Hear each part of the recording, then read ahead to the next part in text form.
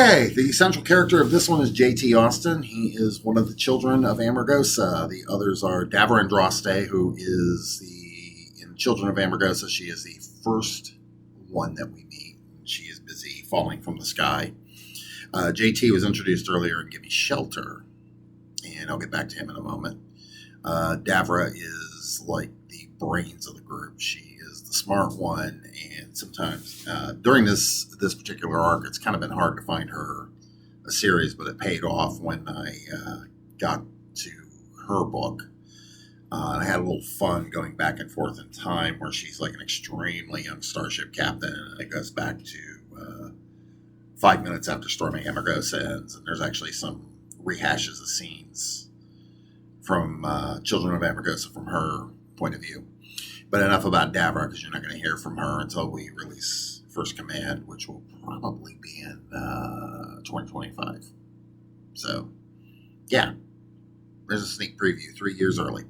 The others are Connor Duffy, and he is the resident pyromaniac and technical genius of the group. And he likes to blow things up, but he has, during the events of storming, he's pulled into the Compact's warp drive program. And, the idea behind that is that warp drive is a little more discreet than wormholes. Wormholes, you got to open a wormhole away from a planet. They make a lot of noise, and by the time the ship gets to where its target is, everybody in the neighborhood knows they're there. There's nothing discreet about this.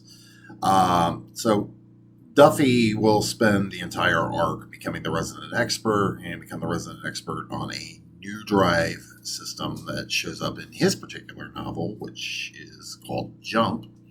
That alone should be a hint. The other one of the original is Ellie Nardino.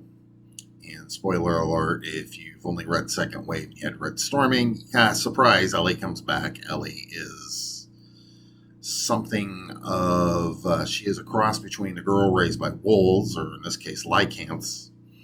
And you're going to have to read Storming to understand why that's a big deal. Apparently lycanths are not all lycanths, I should say. The ones that we meet in Give Me Shelter and Children of Amargosa and Second Wave are, quite frankly, they are the canine equivalent of apes. You know, they're just smart enough to be a problem, not smart enough to be people. You know, and I'm pretty sure PETA will want to question me on this. This is my series. I make the rules. You're Bob Ross. I got a Bob Ross wig somewhere. Maybe I should put that on. That would be fun. Maybe I'll do one of these launch events like I'm Bob Ross. And that's it. That's it. Just beat Colonel Cray's insurgents like they owe you money. So anyway, am I Bob Ross or am I Deadpool or am I both? You decide.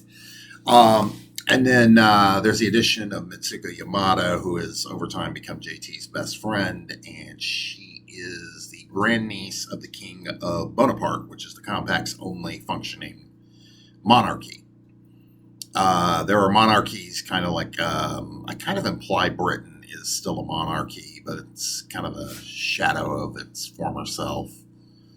But I don't really go into much. I think later I go into detail and I talk about what the arrangement is. Like, you know, there's what's replaced Great Britain has a capital in Dublin, which the Irish find hilarious, and things like that. Just because after 500 years, things change. So, but for Mitsuko is, she used her position to get in with her great uncles. I don't want to say her grandfathers, her great uncles' household guards. And then she trained with the sappers, who are the household guards of the House of Windsor and Bonaparte. You'll find you go through and they have different names that correspond to the country that the royal house comes from. And there's like 7 of them. One of them is an American Indian family, and I chose a name that was prominent among American Indians. And probably I'm going to tweak that narrative a little bit because I want to make it sound like there's another colony that was founded by Native Americans and have that particular family not be happy. There's a royal family by their name. So anyway, those are the 5 children of Amargosa. JT is, he's kind of a rehash of an old character I did, and I couldn't use him because I'd have to file the serial numbers off. I didn't want to do that. So I flipped his initials. The original character was named JT. But they have similar backgrounds. Powerful mother, father's an admiral, and had a tendency to, they looked older than they were when they were 15 with JT and the original character.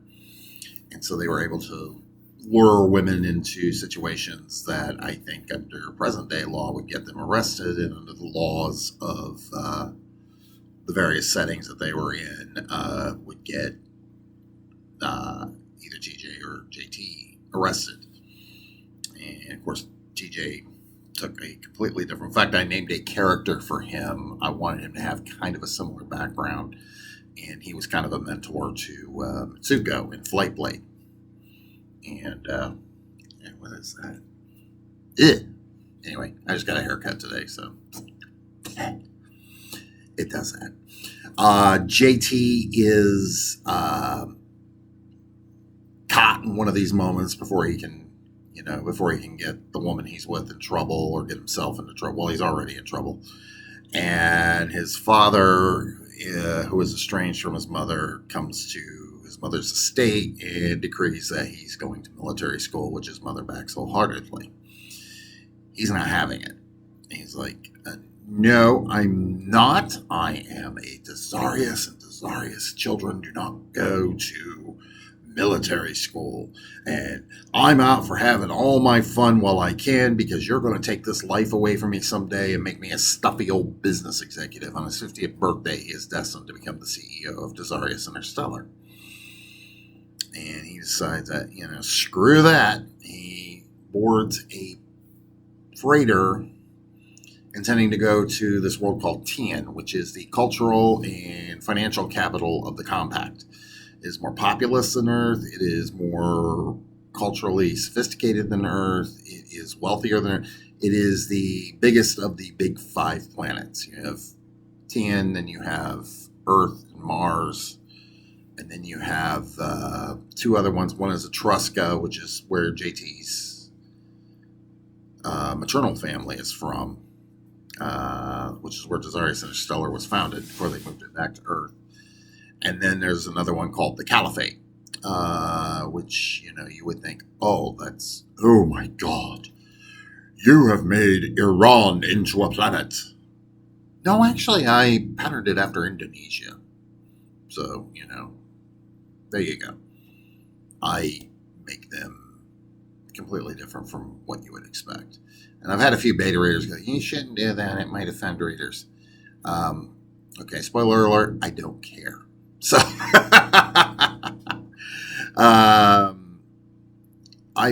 there are some readers I might apologize to, but not the ones you think I would. So, there you have it. And JT's intending to go to Tien. Now, he could have gone to any of these other 4 planets, and except maybe Mars. Mars is like an Earth's backyard, so, it wouldn't make it hard for him to get tracked down. But he could have gone to any of these other planets and tried to make a fortune for himself. As a prank, the person sneaking him aboard the freighter sneaks him aboard one that is bound for the outer colonies, and he ends up on a Martian-owned Earth-like planet called Amargosa. And his parents decide to teach him a lesson in humility by leaving him on Amargosa until the first Navy ship can get around to picking him up.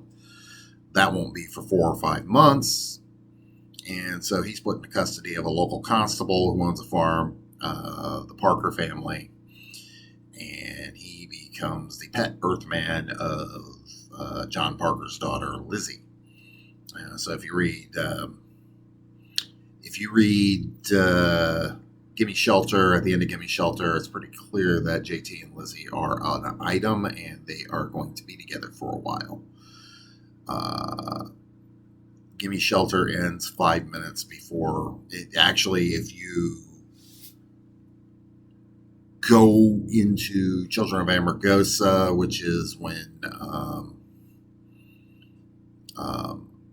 Davra is shot out of the orbital station by her father moments before the station explodes, that's 5 minutes before the end of Gimme Shelter. I just kind of go back a few minutes and start from a different point of view. Different novel, I can do that.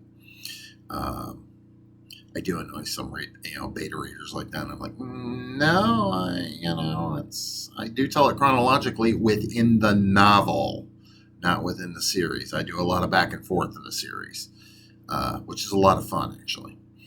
So JT goes from being this snot-nosed, arrogant kid who thinks he can get away with anything, just because his mom's, like the wealthiest woman in all humanity, to a fair farmhand who earns the respect and the love of a farmer's daughter, to a resistance fighter. That's a lot to do around the time of your 16th birthday. I was still struggling to pass my driver's exam. So it took me 3 tries, kids. So anyway, so that's where JT is. JT loses Lizzie in the Gelt occupation of Amargosa, when the Banki Moon, which is an Earth-built warship, falls from the sky and remains somewhat intact. JT joins the party that's going off to make contact with the crew and see if maybe they can use the ship to kind of overturn the occupation. And he captures a Gelt woman who turns out to be Tishla, and Tishla is in Roots of War, and she's in her own novel, Tishla. So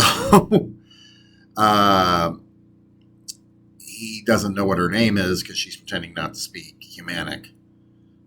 And when she reveals who she is, she also informs JT that I am responsible for your wife's death.